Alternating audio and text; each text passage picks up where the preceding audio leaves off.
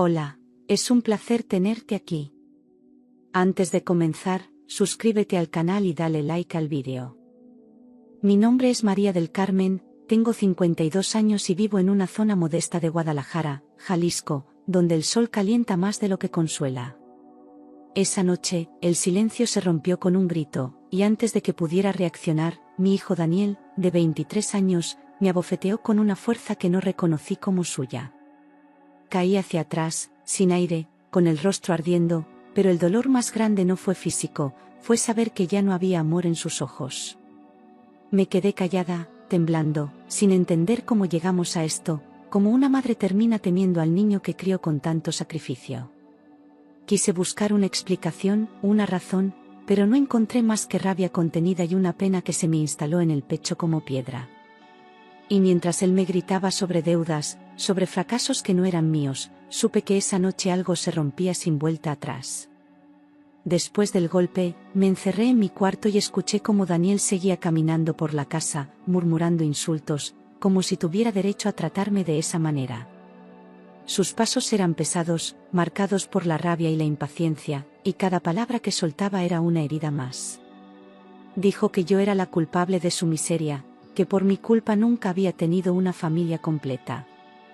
Me apreté contra la puerta, sin atreverme a responder, sintiendo que el aire se volvía más espeso con cada minuto.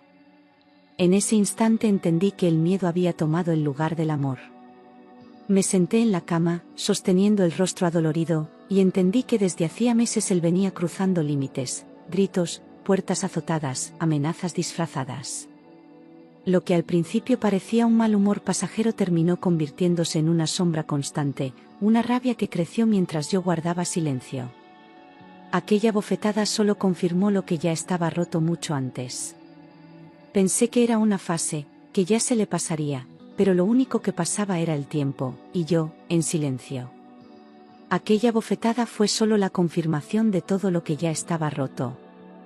Recordé que desde que perdió su empleo en un taller mecánico, su comportamiento se había vuelto impredecible, explosivo y cruel. Cada día llegaba más tarde, más cansado y más frustrado, como si el mundo le debiera algo.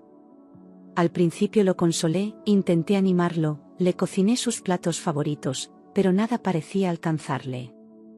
Su frustración se transformó en desprecio, y ese desprecio se instaló en cada rincón de la casa.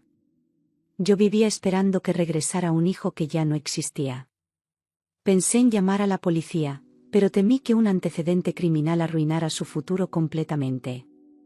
Lo imaginé esposado, mirándome con odio desde el asiento trasero de una patrulla, y algo dentro de mí se quebró.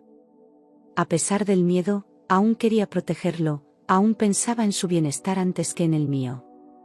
Me maldije por seguir actuando como madre cuando él ya no actuaba como hijo.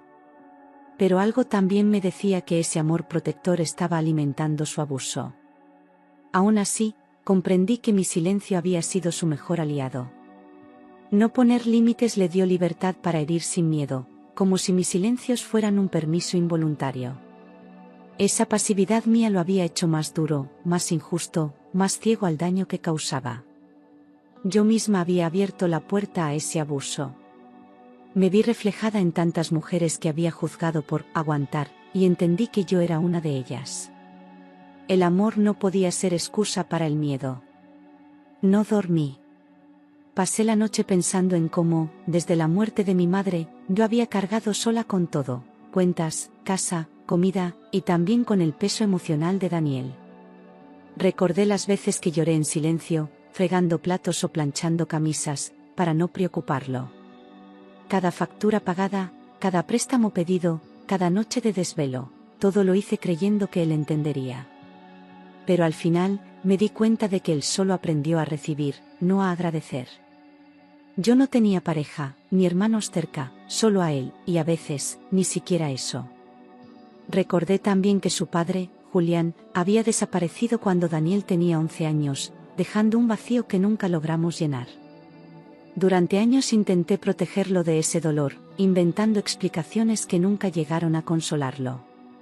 Ese abandono marcó su infancia y todavía pesaba en su carácter, un peso que yo ya no podía cargar sola. Y entendí que la falta de límites había creado a un joven que confundía amor con sumisión. Que en mi intento de compensar la ausencia de su padre, me anulé a mí misma.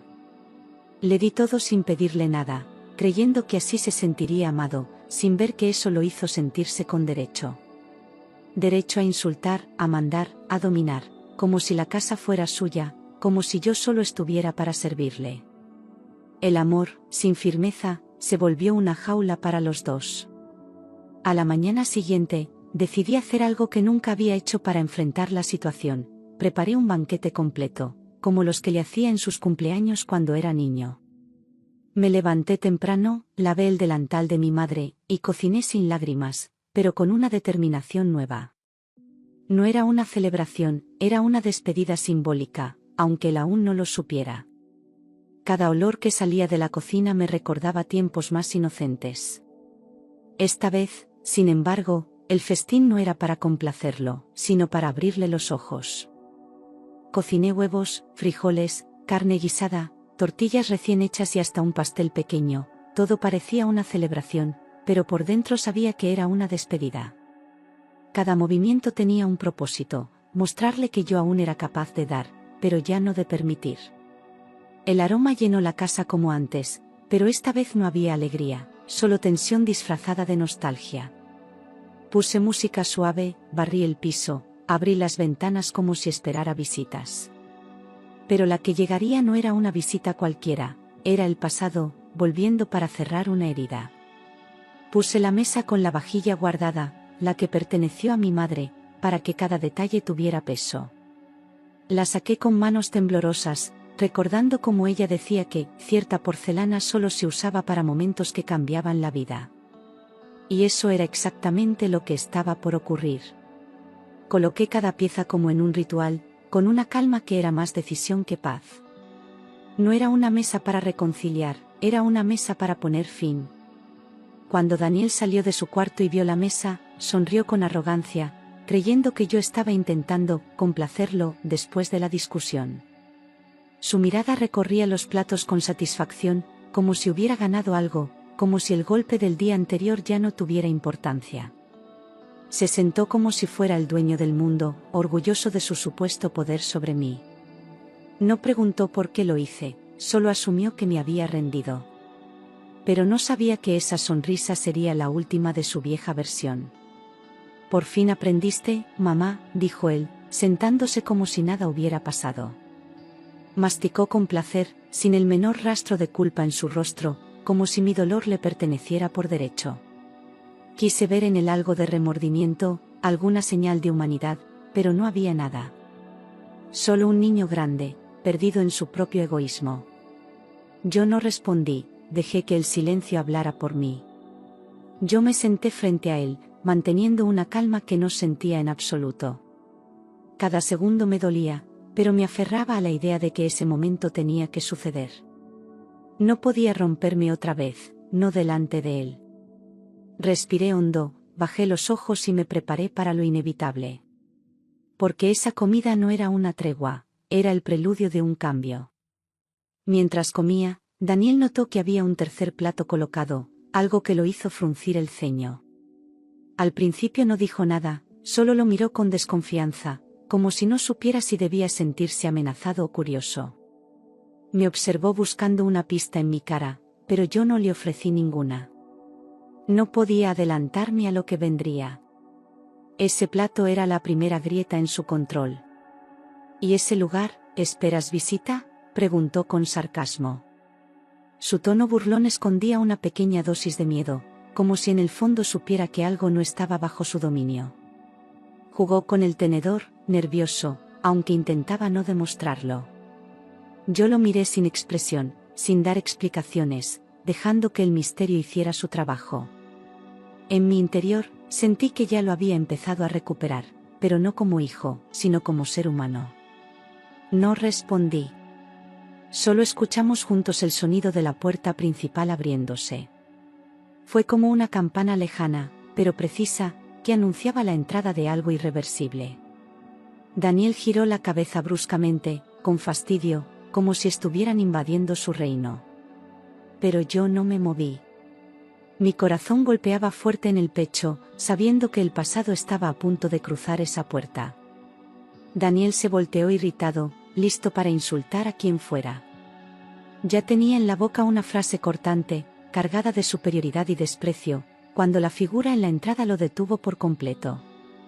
El tiempo pareció congelarse, como si la casa entera contuviera la respiración. No dijo nada, solo se quedó de pie, viendo cómo la certeza se deshacía en su mirada. Y entonces, sin previo aviso, toda su seguridad se desplomó.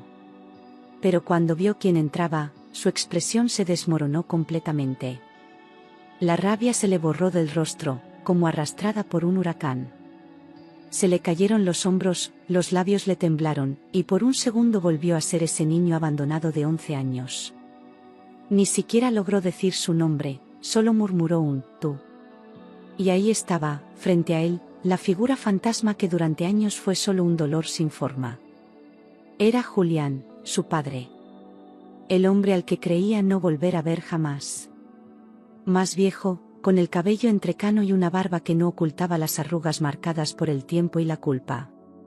Llevaba una camisa gastada, como si el viaje hubiera sido largo y nada fácil. No sonrió, no lloró, solo lo miró, con el peso de todo lo que no dijo durante más de una década. Y en ese instante, sin palabras, algo profundo comenzó a cambiar en la casa. Julián no levantó la voz ni intentó acercarse de inmediato. Se quedó allí, observando a Daniel con una mezcla de incertidumbre y responsabilidad, como si buscara las palabras correctas para un hijo al que apenas conocía ya. Su postura revelaba cansancio, sí, pero también una firmeza nueva, como quien por fin se atreve a enfrentar el pasado. No ofreció disculpas rápidas ni excusas vacías, solo su presencia, que era más reveladora que cualquier explicación larga. Daniel se quedó paralizado, incapaz de entender cómo su padre estaba ahí sin previo aviso. Lo miró como si se tratara de un fantasma, como si el tiempo no fuera suficiente para justificar esa aparición repentina. Trató de armar una frase, pero su voz no le obedecía, atrapada entre la sorpresa y la furia. Nunca pensó que ese abandono tendría un regreso, y mucho menos en ese momento. El pasado había entrado por la puerta sin pedir permiso. Yo mantuve silencio, la presencia de él decía más que cualquier palabra.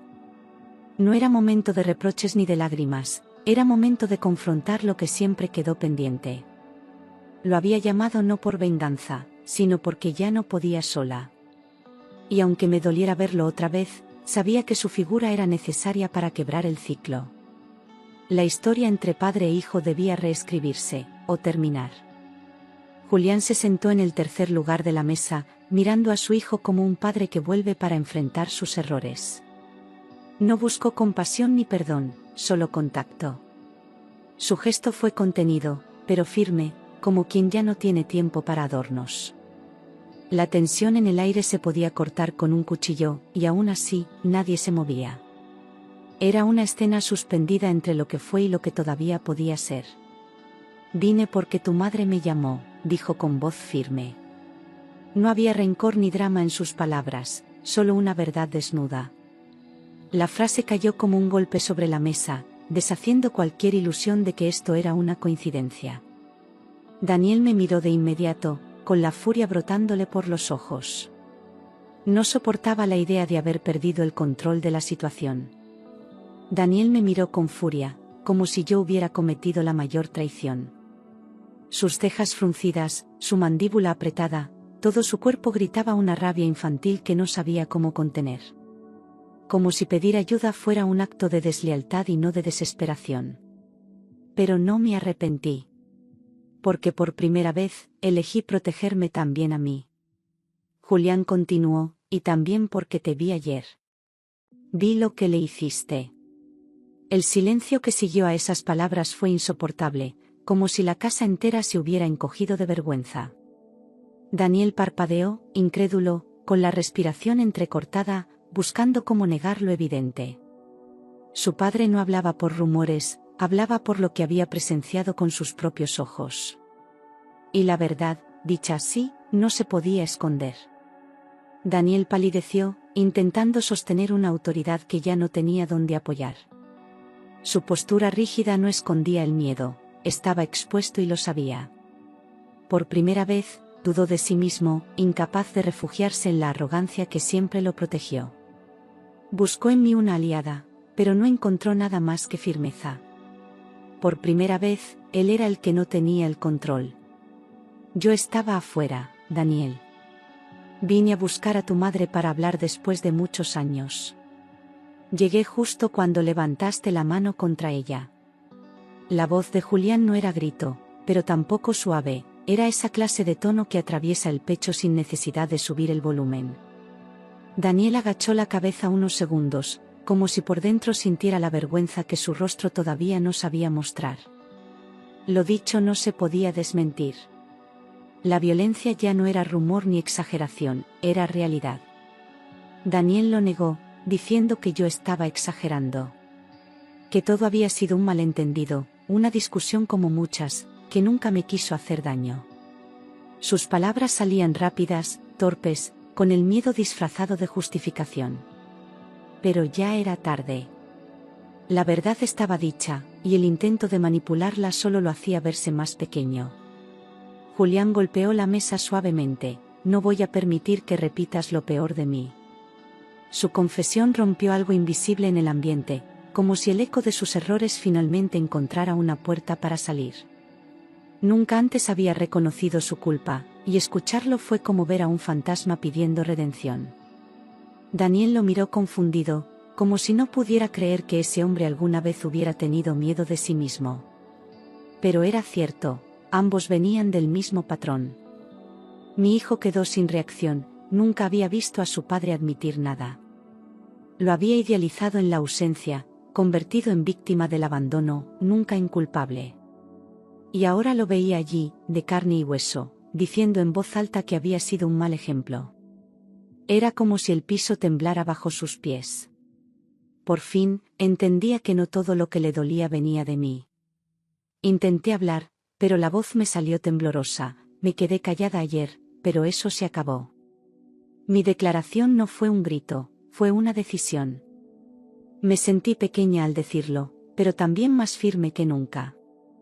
Daniel no reaccionó de inmediato, tal vez porque nunca me había oído decir algo así. Y aunque mi cuerpo temblaba, mis palabras se mantuvieron firmes como raíces en la tierra. Daniel empezó a justificarse, diciendo que estaba estresado, sin dinero y sin apoyo. Que no sabía cómo lidiar con tanto, que todo se le venía encima, que se sentía solo. Por un momento, casi logró tocar algo en mí, esa vieja compasión de madre que siempre me hacía ceder. Pero esta vez no. Esta vez entendí que el dolor no justifica el daño. Julián respondió con dureza: el estrés no convierte a un hombre en abusador. Las decisiones sí. Y en ese instante, quedó claro que no había excusa suficiente para lo que había hecho. Daniel cerró los puños, como conteniéndose, pero ya no gritaba. El peso de la verdad lo aplastaba más que cualquier sermón. Había una línea que cruzó, y nadie iba a borrarla por él. Respiré hondo y dije que las cosas cambiarían a partir de ese día. Que ya no iba a tolerar gritos, ni amenazas, ni desprecios. Que si quería quedarse, tendría que ganarse su lugar, con respeto. Las palabras salieron de mí como si hubieran estado esperando años para nacer. Y al decirlas, sentí por primera vez que estaba recuperando mi vida. Daniel golpeó la mesa exigiendo respeto, aferrándose a una autoridad que nunca tuvo. Actuaba como si todo le perteneciera, incluso un espacio que nunca fue suyo. Su reacción fue infantil, desesperada, como quien siente que el poder se le escapa entre los dedos. Pero ya no me asustaba. Su fuerza había perdido efecto porque mi miedo ya no le respondía. Lo miré directo, sin bajar la cabeza, y ahí entendió que todo estaba cambiando. Respondí con calma: la casa está a mi nombre. Lo sabes. Mi voz no tenía rabia, solo verdad. Daniel se congeló un instante, como si nunca hubiera pensado en esa realidad tan evidente. Creyó que por gritar más fuerte tenía más derecho, pero la legalidad y la dignidad eran mías. Y en ese momento, supo que el suelo bajo sus pies no era suyo. Era invitado, no dueño. Él se quedó mudo. Por primera vez en mucho tiempo, no encontró una palabra que lo defendiera ni una excusa para atacar. Lo vi tragar saliva, mirar a su padre y luego al suelo. Ya no era el joven invencible de siempre, era solo un muchacho que no sabía qué hacer con lo que estaba perdiendo. Y lo que perdía no era la casa, era el control. Le expliqué que lo había mantenido por años, incluso pagando sus deudas en secreto. Que mientras él dormía, yo hablaba con prestamistas, pidiendo plazos, salvando su nombre sin que él lo supiera. Daniel parpadeó, como si todo lo que creía saber de mí se derrumbara. No sabía cuánto había hecho para protegerlo del mundo, y de sí mismo. Pero esa protección también había alimentado su arrogancia. Revelé que descubrí que debía dinero a prestamistas del barrio. Lo supe por una vecina que me preguntó si iba a responder por él, porque ya estaban perdiendo la paciencia. En ese momento sentí una mezcla de miedo y vergüenza, como si los errores de mi hijo fueran míos también. Pero lo más doloroso fue darme cuenta de que él nunca pensó en el peligro al que me exponía. Me usaba como escudo, sin pensar si yo también podía caer. Daniel abrió los ojos sorprendido, impresionado por mi conocimiento. No esperaba que yo estuviera al tanto, mucho menos que enfrentara la verdad sin llorar. Por primera vez lo vi dudando de su propia superioridad, sin palabras preparadas. Me miró con una mezcla de susto y desconcierto, como si recién descubriera que no todo se le perdonaría. El silencio que siguió fue más revelador que cualquier confesión. Julián agregó, y también sé que te despidieron por faltar 3 días seguidos. Daniel desvió la mirada, avergonzado, porque ni siquiera había tenido el valor de contarlo. Prefería gritar en casa antes que asumir sus errores allá afuera. Julián no lo dijo con odio, sino con esa decepción que pesa más que un castigo. Las mentiras se estaban cayendo una por una. Mi hijo bajó la cabeza, no esperaba que tantas verdades salieran a la luz. Toda su fachada se resquebrajaba frente a nuestros ojos, y por dentro, él sabía que lo habíamos descubierto. Ya no podía esconderse en excusas, ya no podía tapar con enojo lo que era puro miedo. Miedo a enfrentarse a sí mismo, a fallar, a no ser suficiente. Pero esta vez, nadie iba a rescatarlo. Le dije que a partir de ahora tendría que asumir responsabilidades. Que si quería reconstruir algo con nosotros, tendría que empezar desde el suelo. Nada de privilegios, nada de chantajes, nada de gritos. Yo no era su sirvienta ni su enemiga, era su madre, y merecía respeto. Él debía elegir si quería seguir hundiéndose, o empezar a cambiar. Daniel rió nervioso, ¿y si no quiero? Era una risa vacía, como un último intento por desafiar la autoridad, por no sentirse acorralado. Pero ya no tenía aliados, ni fuerza, ni argumentos. Sus palabras no tenían peso, solo desesperación. Y en el fondo, sabía que estaba perdiendo mucho más que una discusión. Con firmeza, Julián dijo, entonces vienes conmigo. Hoy mismo. No fue una sugerencia ni una amenaza, fue una orden. Daniel abrió los ojos, incrédulo, como si la opción de irse jamás hubiera sido real. Pero Julián lo miró con determinación, sin permitirle escapatoria. Si no podía respetar a su madre, tendría que aprender a ser hombre lejos de ella. Concluí, ya empacé tus cosas. Están en el carro de tu padre. Daniel me miró como si le hubiera arrancado el suelo, incapaz de comprender que esta vez no estaba bromeando. Sus cosas estaban guardadas, su espacio desocupado, su tiempo en esa casa, terminado. No había vuelta atrás, porque todo se había dicho. Y yo, por fin, lo estaba dejando ir. Daniel no dijo nada al principio, su rostro cambió por completo. La insolencia desapareció, dándole paso a una inquietud que intentaba ocultar sin éxito. No era exactamente miedo, sino la sensación repentina de que el mundo ya no respondía a sus reglas. Miró alrededor, como si buscara recuperar algún fragmento de control, pero no encontró ninguno. Por primera vez, parecía realmente consciente de las consecuencias. Preguntó, con la voz quebrada, si yo realmente quería que se fuera. Era una súplica disfrazada de pregunta, una grieta en su orgullo. Esperaba que yo me arrepintiera, que diera marcha atrás, como siempre. Pero esta vez mis ojos no titubearon, ni mi voz tembló. Porque mi decisión no era castigo, era amor en su forma más dura. Respondí, quiero que te conviertas en un hombre, no en un verdugo. Lo dije sin levantar la voz, pero con una fuerza que me salió del alma. No era rechazo, era esperanza vestida de límites, algo que nunca antes le había dado con claridad. Daniel se quedó en silencio, como si no supiera cómo responder a una madre que ya no tenía miedo. Y por dentro, su mundo comenzaba a reordenarse a la fuerza. Él intentó argumentar que no tenía a dónde ir. Que no conocía a su padre, que era injusto, que todo esto lo tomaba por sorpresa. Pero ya no se trataba de lo que él quería, sino de lo que debía enfrentar. No podía seguir usando el abandono como excusa para herir.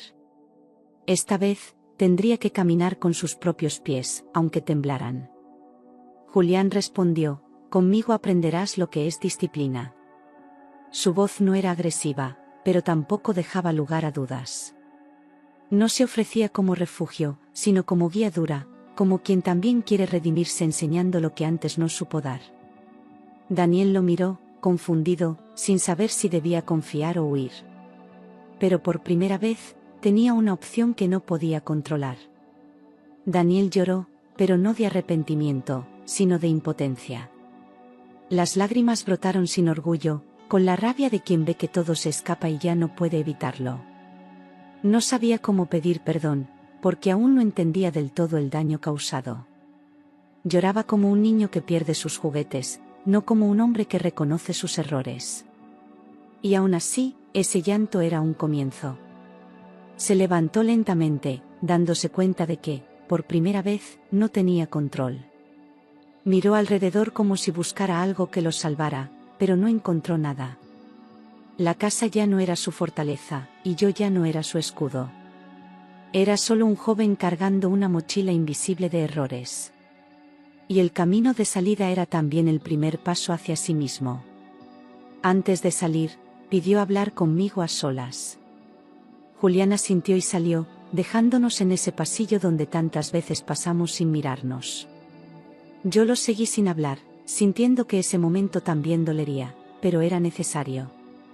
El silencio entre madre e hijo ya no era de miedo, era de despedida. Y mis pasos no temblaron. En el pasillo, me preguntó si yo lo odiaba. Sus ojos estaban rojos, pero lo que más dolía era el tono vulnerable con el que lo dijo. Como si en el fondo, su mayor temor no fuera marcharse, sino que yo dejara de quererlo. Lo miré largo, porque no quería responder desde el dolor ni desde la rabia. Quería que mis palabras fueran tan verdaderas como firmes. Respondí con lágrimas en los ojos, te amo, hijo. Pero no a este hombre en el que te estabas convirtiendo. Al decirlo, sentí que mi alma se partía y se liberaba al mismo tiempo. Era mi hijo, sí, pero también era alguien que me había lastimado profundamente. No podía seguir amando a ciegas, sin exigir que también él aprendiera a amar bien. Y él, por fin, lo entendió. Daniel finalmente se quebró, admitiendo que tenía miedo de fracasar y descargaba todo en mí. Dijo que no sabía cómo ser hombre, que todo lo que le faltó de su padre lo convirtió en enojo. Confesó que se sentía perdido, que cada decisión era una batalla consigo mismo. Yo lo escuché sin interrumpir, porque sus palabras no eran excusas, eran verdad. Y esa verdad, aunque tardía, también era un acto de amor. Le dije que tendría la oportunidad de cambiar, pero lejos, hasta aprender respeto. Que siempre tendría un lugar en mi corazón, pero no podía tener un lugar en mi casa si no sabía cuidarlo. Que amor sin respeto es veneno, y yo ya no iba a beberlo. Daniel asintió con los ojos llenos de arrepentimiento y miedo. Y yo, por dentro, comencé a sanar. Daniel salió con Julián sin decir una palabra, caminando con pasos pesados que parecían arrastrar años de errores. No miró hacia atrás. Cuando la puerta se cerró, la casa quedó en un silencio distinto, no de miedo, sino de descanso. Por primera vez en mucho tiempo, sentí que aquel silencio no me ahogaba, me devolvía el aire. Cerré la puerta y sentí un vacío enorme, pero también una ligereza que no sentía desde hacía años, como si de pronto pudiera respirar sin miedo a que cada ruido anunciara una tormenta. Caminé por la sala observando los restos del desayuno, la vajilla de mi madre brillando bajo la luz suave de la mañana, testigo de un cambio que había tardado demasiado en llegar. Me apoyé en la pared para no caer, porque la emoción de recuperarme a mí misma era casi tan fuerte como el dolor de dejarlo ir. Sabía que vendrían días de silencio, dudas y noches largas. Pero, por primera vez, no sentí culpa por elegir mi propia paz. Comprendí que el banquete no fue para agradarlo, fue para enfrentar la verdad, para poner sobre la mesa todo lo que habíamos evitado durante años. La comida, los aromas, los recuerdos, nada de eso era nostalgia, sino un espejo del punto exacto donde la historia debía romperse para recomponerse. Cada plato servido fue una declaración silenciosa de que yo ya no sería la mujer temerosa que caminaba de puntillas en su propia casa. Fue mi manera de decir basta sin gritar, de despedirme sin huir. Y en esa mesa quedó la parte de mí que ya no volvería. Y entendí que, a veces, amar a un hijo significa dejarlo ir, para que encuentre el camino que dentro de casa se negaba a ver. Que protegerlo demasiado era otra forma de daño, una que termina ahogando tanto al que da como al que recibe. Lo dejé marchar porque quiero verlo crecer, no destruirse, porque quiero ser su madre, no su sombra. Me quedé sola, sí, pero no vacía, quedé llena de la esperanza de que un día regrese diferente. Y mientras limpiaba la mesa, sentí que el futuro, aunque incierto, ya no me daba miedo. Durante los días siguientes, la casa se sintió inmensa, como si cada rincón guardara un suspiro mío y un eco de Daniel que se resistía a desaparecer. Caminaba despacio, tocando los muebles, abriendo las ventanas, dejando entrar un aire nuevo que no solo refrescaba el hogar, sino también mi propia alma. Extrañaba su risa de niño, pero no su sombra de adulto, era un duelo extraño, una mezcla de alivio y nostalgia que me acompañaba en silencio. Aún así, cada amanecer me confirmaba que había hecho lo correcto. Porque la paz, aunque doliera, era legítima. Julián me llamó 2 días después para decirme que Daniel estaba tranquilo, intentando ordenar su pensamiento, aceptando poco a poco la realidad. Su voz sonaba más suave, como si llevar a su hijo hubiera reabierto viejas heridas, pero también le diera un propósito que hacía años no sentía. Agradeció que lo hubiera buscado, aunque admitirlo le costara. Yo escuché en silencio, respirando profundo, aceptando que esa nueva etapa también era para él. Y por primera vez, no sentí rencor hacia Julián. Por las noches, me sorprendía pensando en Daniel, imaginándolo aprendiendo a cocinar, a trabajar, a hacerse responsable sin que yo estuviera ahí para salvarlo de todo. Me preguntaba si lloraba, si se arrepentía, si recordaba alguna de las tantas veces que lo sostuve cuando era niño. No quería cargarlo más, pero tampoco borrar su historia. Era mi hijo, mi mayor dolor y mi mayor esperanza. Y mientras respiraba en la oscuridad, dejaba que el amor madurara sin someterme. Un día encontré, en un cajón, un dibujo que Daniel había hecho cuando era pequeño, él, yo y un sol enorme encima de nosotros. Lo miré largo rato, sintiendo que ese niño seguía existiendo debajo de todas sus capas de rabia y miedo. Apreté el papel entre las manos, no para aferrarme al pasado, sino para recordarme que incluso las almas heridas pueden volver a la luz. Guardé el dibujo en mi bolso, como un pequeño amuleto. Porque hay recuerdos que no deben tirarse, sino transformarse. Con el tiempo, la vecindad empezó a notar mi cambio. Caminaba erguida, hablaba con más firmeza, ya no bajaba la mirada cuando alguien mencionaba a Daniel. No era orgullo, era recuperación. Sentí que mi voz, esa que él había apagado a gritos, regresaba poco a poco, más clara y más fuerte. Y en cada conversación, descubrí que muchas mujeres vivían historias parecidas a la mía. Y que mi valentía también podía ser un espejo para ellas. Una tarde, mientras tendía la ropa, escuché que llamaron a la puerta con 3 golpes suaves, casi tímidos. Mi corazón se aceleró al reconocer ese ritmo, un ritmo que conocía desde la infancia de Daniel. Abrí con cautela, sin saber qué esperar, y allí estaba, no el joven violento que se marchó, sino una versión más apagada, más humilde. Sus ojos tenían una tristeza distinta, no de furia, sino de conciencia. Y por primera vez, no evitó mirarme. Daniel no entró de inmediato, se quedó en el marco, como si la casa fuera un territorio sagrado al que no merecía regresar sin permiso. Me dijo que venía solo a agradecerme, que los días fuera habían sido duros, pero necesarios. Habló lento, sin justificarse, sin exigir, sin gritar. Era una voz nueva. Una voz que jamás había escuchado en él. Y yo supe que ese sonido era el inicio de algo diferente. No lo abracé, aunque mis brazos quisieron hacerlo, tampoco lo reprendí.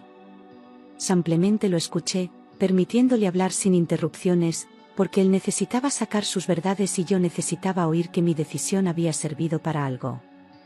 Me pidió disculpas, no solo por el golpe, sino por los años de dolor. No prometió milagros ni cambios inmediatos, solo esfuerzo. Y esa honestidad valía más que cualquier juramento adornado. Le dije que la puerta no estaba cerrada, pero tampoco abierta de par en par. Que para volver a entrar debía demostrar respeto, constancia y humildad. No como castigo, sino como camino. Él asintió con lágrimas silenciosas, aceptando que el amor también es disciplina, también es límite, también es frontera. Y entendió que el hogar no se regresa, se reconstruye. Paso a paso. Cuando se fue, cerré la puerta con suavidad, sintiendo que esta vez no se marchaba como enemigo, sino como hijo en aprendizaje. El silencio que quedó no fue de pérdida, sino de espera. Y mientras me quedaba allí, apoyada en la madera, comprendí que la historia no terminaba con su partida ni con su regreso. Terminaba conmigo, por fin, de pie. Y empezaba con él, por fin, dispuesto a cambiar.